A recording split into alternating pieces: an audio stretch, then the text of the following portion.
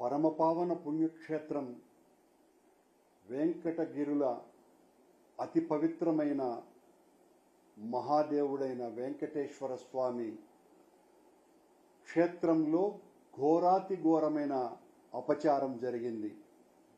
స్వామివారి పరిరక్షకుడు, ఆలయ పరిరక్షకుడు, తిరుమలగిరుల పరిరక్షకుడు, క్షేత్రపాలకుడు అయిన సాక్షాత్తు ఆంజనేయ స్వామి వారి విగ్రహ చోరీ జరిగినా ఇప్పటి వరకు ఆ ఆగంతుకుణ్ణి పట్టుకునేటువంటి పరిస్థితులలో టీటీడీ విజిలెన్స్ శాఖ లేకపోవటం అత్యంత దురదృష్టకరమైన విషయం. కొన్ని వందల సంవత్సరాలుగా కాలినడకలో వెళ్లేటువంటి దారిలో 7వ మైలు రాయి దగ్గర పూజలు అందుకుంటున్నటువంటి పాదాచారుల దగ్గర పూజలు అందుకునేటువంటి ఆంజనేయ స్వామి విగ్రహం 60 సంవత్సరాల క్రితమే నేను కాలిబాటలో నడుస్తున్నటువంటి రోజులలోనే ఆ విగ్రహం వందల మంది పూజలు చేస్తున్నటువంటి సందర్భం నాకు తెలుసును. అక్కడే గతంలో ఎగ్జిక్యూటివ్ ఆఫీసర్గా పనిచేసినటువంటి పివిఆర్కే ప్రసాద్ గారు 46 సంవత్సరాల క్రితం ఓ పెద్ద ఆంజనేయ స్వామి విగ్రహాన్ని అక్కడ ఏర్పాటు చేశారు. ఈ విగ్రహాన్ని చూసే ఆ పరమ పవిత్రమైన విగ్రహాన్ని ఈ రోజున దొంగలు ఎత్తుకుపోయినారు. దీనికి బాధ్యత సాక్షాత్తు ముఖ్యమంత్రి చంద్రబాబు నాయుడు గారే వహించాల. ఈ కొండనంతా కూడా ప్రక్షాళన చేస్తాను అనే అధికారంలోకి వచ్చినటువంటి చంద్రబాబు నాయుడు గారు ఈ ప్రక్షాళన అంటే స్వామివారి విగ్రహాల దొంగతనమా? చంద్రబాబు నాయుడు గారు సనాతన ధర్మ పరిరక్షణ కోసమని మెట్లన్నీ కడిగినటువంటి ఓ పవన్ కళ్యాణ్ స్వాముల వారు కొండగట్టు ఆంజనేయ స్వామికి దాదాపు 25 కోట్ల పైగా డబ్బులు ఇప్పించినటువంటి పవన్ కళ్యాణ్ గారు మేమంతా కూడా ఆంజనేయ స్వామి భక్తులము, మా కుటుంబం అంతా చెప్పుకునేటువంటి పవన్ కళ్యాణ్ గారుల ఆధ్వర్యంలో నడుస్తున్నటువంటి బిఆర్ నాయుడు గారి నేతృత్వంలో ఉన్న పాలక మండలి నిర్వహణలో ఈ రోజున సాక్షాత్తు రోజు 25,000 మందికి పైగా పాదయాత్ర ద్వారా కొండమెట్లు ఎక్కుతూ నడిచి వెళ్లేటువంటి దారిలో పూజలు అందుకునేటువంటి ఆంజనేయ స్వామి విగ్రహం. ఆ విగ్రహం దగ్గర సరిగ్గా వాహనాలలో పోయేటువంటి కార్లు, బస్సులలో పోయేటువంటి యాత్రికులు కూడా వందల సంఖ్యలో అక్కడ ఆగి స్వామివారికి పూజలు చేస్తూ ఉంటారు. మొన్న 22 మే తారీఖున జరిగినటువంటి ఆంజనేయ స్వామి జన్మదినోత్సవం రోజున అత్యంత వైభవంగా టీటీడీ అక్కడ పూజా కార్యక్రమాలు నిర్వహించింది. ప్రతి సంవత్సరం కూడా ఈ కార్యక్రమాన్ని నిర్వహించటం ఆనవాయితీ.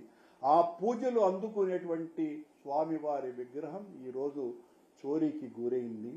చోరీ చేసినటువంటి వ్యక్తి సీసీ ఫుటేజీలలో చాలా స్పష్టంగా కనపడుతూ ఉంటే విజిలెన్స్ వాళ్ళు ఎవరో పిచ్చివాడుగా ఆ దొంగను ముద్ర వేసి తప్పించుకునేటువంటి ప్రయత్నం ఈ అధికారుల ద్వారా, విజిలెన్స్ అధికారుల ద్వారా చెప్పించేటువంటి ప్రయత్నం రాష్ట్ర ప్రభుత్వం చేస్తున్నట్టుగా మా దృష్టికి వచ్చింది.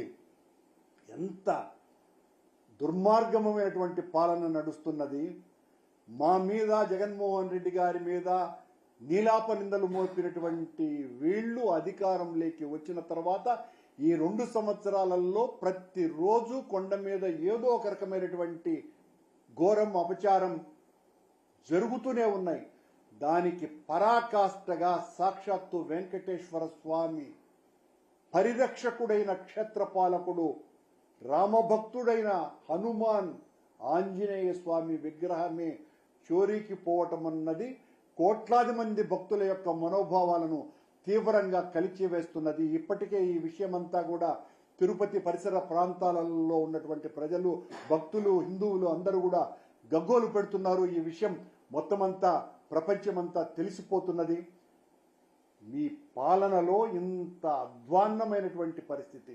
మీరెంతసేపు విఐపి భక్తులకు ఊడిగం చేయటానికి, వాళ్ల కాళ్ల దగ్గర సాగిల పడటానికి, బ్లాక్లో టికెట్లు అమ్మటానికి వీటి మీద కేంద్రీకరించి మా మీద దాడి చేయటానికి సమయాన్నంతా కూడా వృధా చేస్తూ స్వామివారి భక్తిలో మునిగి స్వామివారి సేవ అన్నది పూర్తిగా మర్చిపోయినటువంటి మీరు పరిపాలన సాగిస్తున్నటువంటి స్థితి ఉన్నది కనుకనే ఇంత ఘోర అపచారం.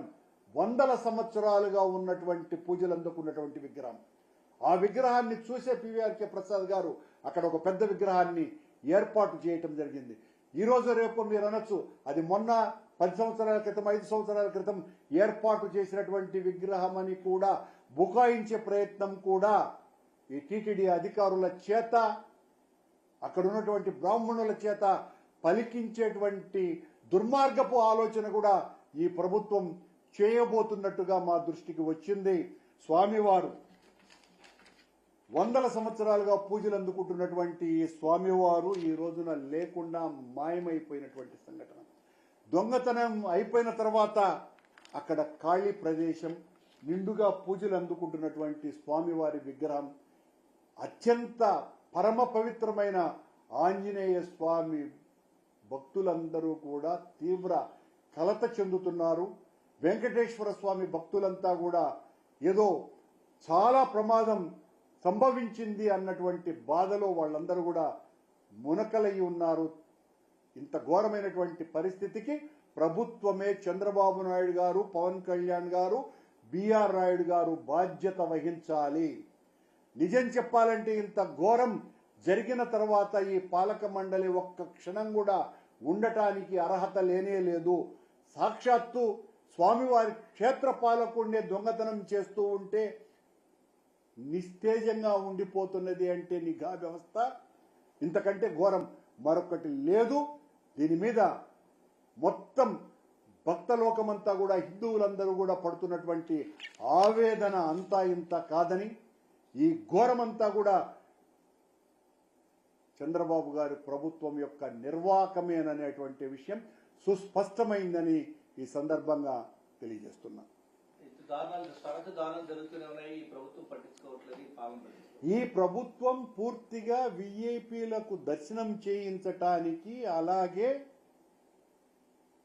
బ్లాక్ లో టికెట్లు అమ్మటానికి, కొన్ని వేల టికెట్లను అమ్మటానికి వీటిలో తలమునకలై ఉన్నారే తప్ప స్వామివారి సేవలు ఎంత గొప్పగా జరగాలి, సామాన్య భక్తుడికి ఏ రకంగా దర్శనం కల్పించాలి, దారిలో ఉండేటువంటి నడుస్తూ వస్తున్నటువంటి భక్తులకు మెరుగైనటువంటి సౌకర్యాలు ఎలా కల్పించాలి అన్నటువంటి విషయాన్ని మర్చిపోయి మొన్న మధ్యన 116 ఏండ్ల ముసలావిడ ఒక ఆవిడనని హైరాణ పడినారు. ఆవిడ నడుచుకుంటూ వచ్చేసిందని అక్కడ ఆ బిచ్చమెత్తుకొని జీవించేటువంటి ఒక మహిళ నడిచి వెళ్ళిందని ప్రచారం కోసమని ఆర్భాటం చేసినారు. ఈరోజు ఏ ప్రచారం? సాక్షాత్తు ఆంజనేయ స్వామి విగ్రహమే దొంగతనానికి గురైతే ఏం చేస్తున్నది టీటీడీ పూర్తిగా విఐపి వాళ్ల సేవల్లో తరించిపోతుంది అనడానికి ఇంతకంటే ఉదాహరణ మరొకటి లేదు. ఈ సందర్భంగా తెలియజేస్తారు. ఖచ్చితంగా చేస్తారు. ఎందువల్లంటే ఇక వాళ్లకు గతి లేదు. వాళ్ల తప్పును కప్పిపుచ్చుకోవటానికి మా మీద దాడి చెయ్యటమే లక్ష్యంగా పనిచేస్తున్నారే తప్ప ఆంజనేయ స్వామి విగ్రహం దొంగతనం చేయటం ఏంటండి? అది కూడా వెంకటేశ్వర స్వామి ప్రాపర్టీ దొంగతనం చేయటం ఏంటండి? ఎలా దొంగతనం అవుతుంది? అందులోనూ కూడా రోజు 25 నుంచి 30,000 మందికి పైగా పూజలు చేసేటువంటి, దర్శనం చేసుకునేటువంటి ఆంజనేయ స్వామి విగ్రహాన్ని దొంగతనం చేసేటువంటి స్థితికి ఈ పాలక మండలి తీసుకువెళ్ళింది అంటే ఇంతకంటే దారుణం మరొకటి ఉన్నదా? ఏం చేస్తున్నాడు బిఆర్ నాయుడు గారు? ఏం చేస్తున్నారు ఈ అధికారులంతా కూడా? చాలా దారుణాతి దారుణమైనటువంటి విషయం ఇది.